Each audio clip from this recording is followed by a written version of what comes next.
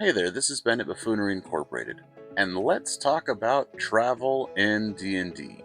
So travel seems to be kind of an odd thing in D&D.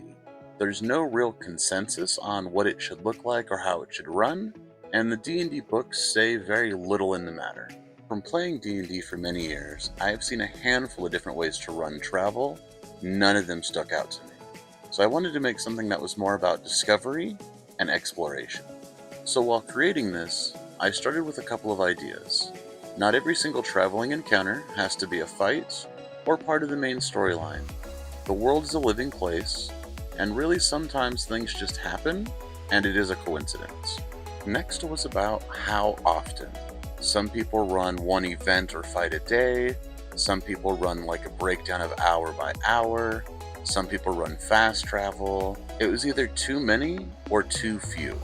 So I split the day up into two parts, morning and afternoon.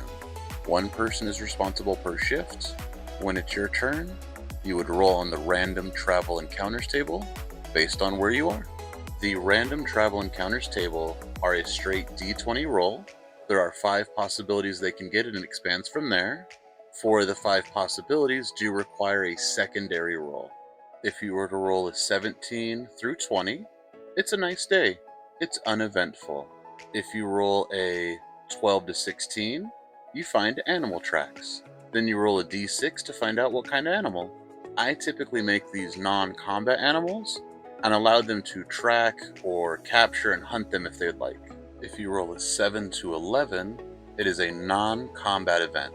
You roll a d6 and there's a little table for that, and these can be anything. You can make them a part of the story or a side quest, or you can leave it up to the players to create something with it. After one of them is rolled, I do put a little note on it, and sometimes I change it out for a new one. If you roll a 4, 5, or 6, it's bad weather. You can hunker down and lose a half day of travel, or it can become a difficult skills challenge. There are 3 outcomes for this. First, everyone always gains a point of exhaustion because of the extra work. If it's a success, you get regular travel times. A small failure means no travel, and a large failure means they get lost and travel backwards or sideways for a day. If you roll a 1, 2, or 3, you're getting into a fight. You'd roll a d20 to find out what you're fighting, and this one works on a scale. The lower the number, the worse it is. If you roll 2 ones in a row, you're going to fight a dragon. If you roll a 1 and a 20, you're going to fight something like a zombie camel. Sometimes things are harder, and sometimes things are easier. When I started using the table, my players were level 5, and now they're level 13. Those zombie camels are now close to a one-hit kill for my players. We have had one player fight all of them. We have had players want to try out new spells or abilities. We even had the team work on strategies for bigger fights. They use these fights to train or to show off.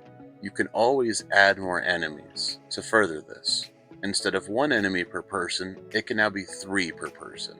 To make it feel more natural, the continent that my players are currently on has 10 regions or kingdoms. 4 of the kingdoms are domesticated or considered not wild, so they do not have random encounter tables. In those places, I often have traveling merchants or guards on patrol or other storyline things that they can run into.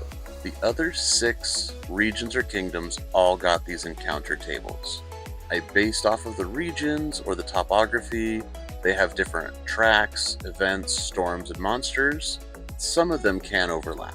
I will put the tables in a Google document and include the link in the description below so you can see examples. I hope you like the idea. Thanks for watching. Like and subscribe. Grab your dice and let's get nerdy.